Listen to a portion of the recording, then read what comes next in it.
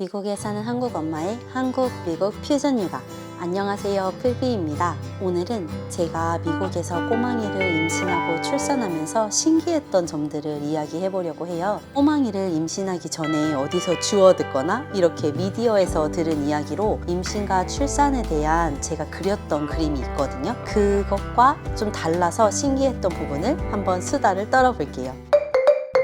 저는 초음파를 병원에 갈 때마다 하는 줄 알았거든요. 근데 미국에서는 보통 아기와 산모가 고위험군이 아니라면 3번 정도를 본다고 하더라고요. 그리고 이 3번도 임신 초기와 중기에 다 몰려 있어서 특별히 문제가 없으면 정밀 초음파를 하고 나면 더 이상 초음파를 하지 않아요. 한국에서 임신한 분들을 보면 아기가 완전히 자리 잡기 전에 초음파로 아기 집도 한 5주차쯤에 가서 보고 꼼돌이 젤리 같이 막 귀여운 초음파 사진도 가지고 계신데, 미국 산부인과는 보통 8주가 되어야지 임신 확인 초음파와 함께 첫 예약을 잡아주는 곳이 대부분이고요. 그 전에 가면 그냥 간단한 소변 검사로 임신을 확인해 주는 곳이 많아요. 저도 꼬망이를 임신하고 8주에 한 번, 12주에 한 번, 그리고 20주에 정밀 초음파를 했고, 꼬망이 같은 경우는 정밀 초음파에서 탯줄에 문제가 있다고 해서 22주 차에 한 번 더 초음파를 했거든요. 만약에 꼬망이의 탯줄에 문제가 없었다면 저도 다른 분들처럼 아마 3번의 초음파가 끝이었을 거예요. 심지어 꼬망이는 30주 넘어서까지 여가였거든요. 꼬망이가 여가란 거를 20주 초음파에 확인을 하고, 그 이후부터는 꼬망이의 이 포지션을 초음파로 확인을 하는 게 아니라 선생님이 제 배를 손으로 이렇게 만지셔서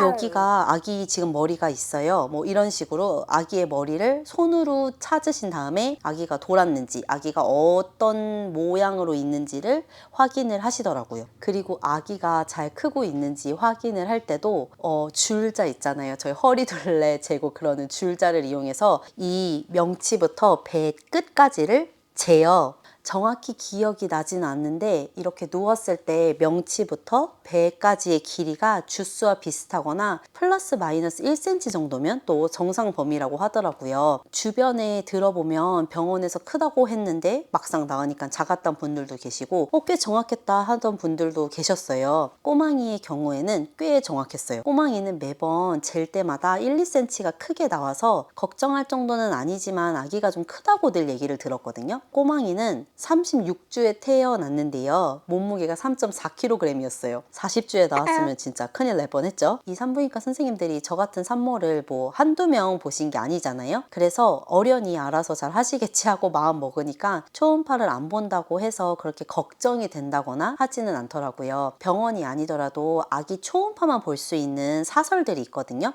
저희 병원은 입체 초음파를 하지 않아서 중기쯤에 사설에 가서 제 보험을 쓰지 않고 그냥 돈을 낸 다음에 입체 초음파를 찍었습니다.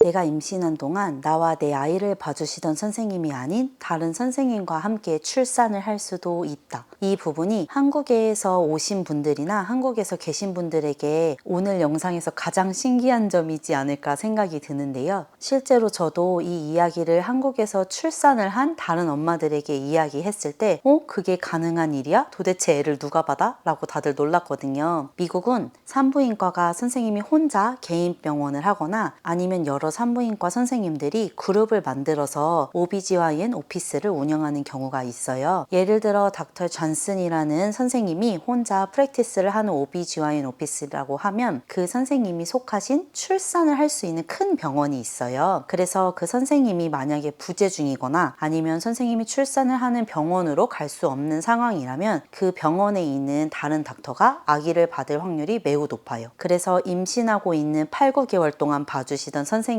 아니라 그날 처음 본 선생님과 출산을 해서 더 무섭고 힘들었다는 엄마들도 계시더라고요. 저 같은 경우는 6분의 산부인과 선생님들이 그룹으로 있는 OBGYN 오피스에서 산정 케어를 받았는데요. 처음 갔던 날 들었던 설명이 제가 지정한 프라이머리 닥터가 주로 진료를 보시지만 출산은 온콜 닥터와 함께 할 거라는 설명이었어요. 그래서 산정 케어를 받는 동안 일부러 나머지 5분을 적어도 한 번씩은 만나게 예약을 잡아줬어요.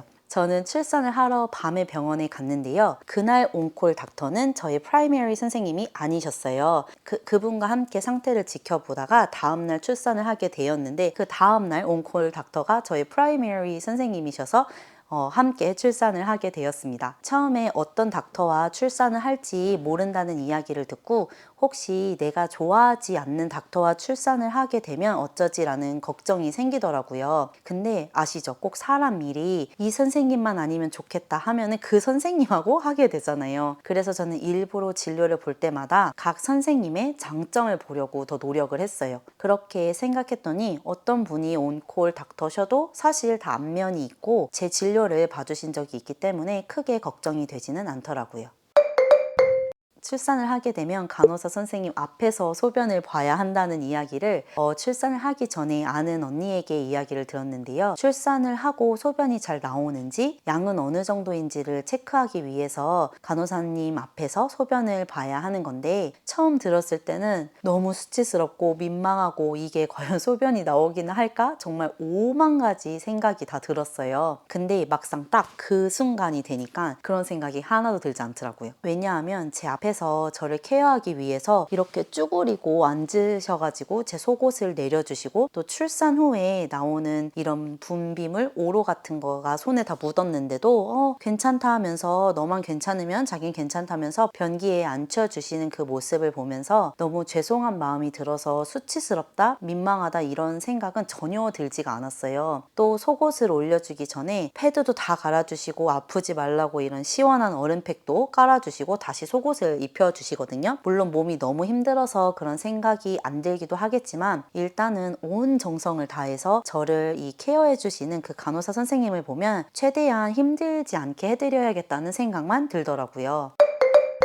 와, 이건 진짜 좀 많이 힘들었어요. 제가 꼬망이를 낳으러 간 게 밤 9시쯤이었어요. 밤에 거의 잠을 못 자고 그 다음날 오후에 꼬망이를 낳았어요. 회복실에 오니까 저녁 7시, 8시쯤이었던 것 같은데 정말 너무너무 피곤했어요. 근데 그때부터 2~3시간마다 한 번씩 간호사 선생님들이 오셔서 저와 아기의 상태를 체크를 하시거든요. 혈압도 재고, 체온도 재고, 괜찮은지도 물어보시고. 근데 진짜 살금살금 들어오셔서 불도 안 켜고 잘 이렇게 조심조심 하시긴 하는데 그걸 모를 수가 없잖아요. 누가 여기 와서 혈압을 재고 귀에다 체온계를 꽂고 그러는데 거기다가 꼬망이가 간호사님이 안 오시는 2시간을 계속 자냐? 또 아니거든요. 그래서 중간에 확인하고 그러다 보니까 거의 날밤을 샌 것 같아요. 집에 가서 푹 쉬고 싶은 마음이 정말 간절했습니다.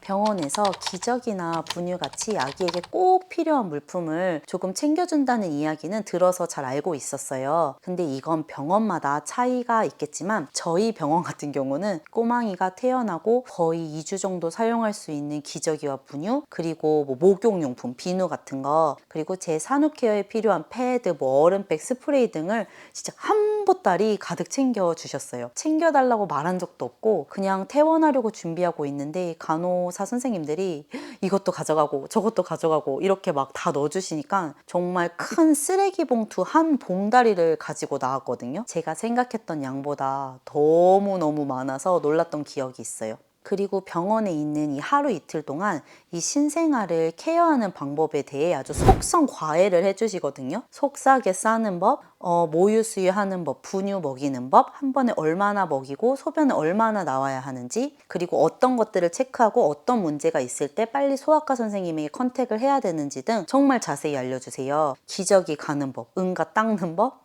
원하면 목욕하는 법도 가르쳐 주세요. 병원에서 이런 것들을 정말 자세히 알려준다는 게 저는 너무 신세계였습니다.